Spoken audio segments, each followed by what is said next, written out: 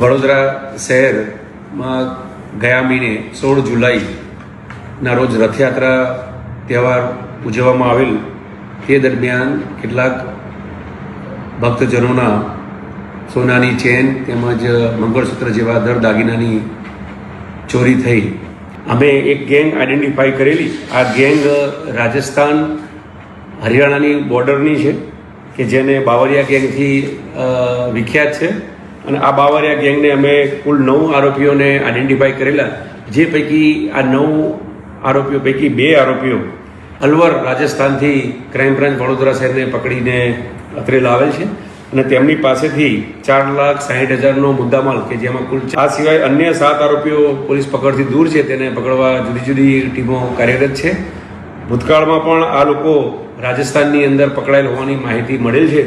અને આ આંતરરાજ્ય બાવરિયા મોટી ગેંગ છે કે જે ખાસ કરીને જે ધાર્મિક મેળાવડા થતા હોય છે અને સોશિયલ મીડિયાના પેજ ઉપર એ માહિતી એકત્રિત કરતા હોય છે.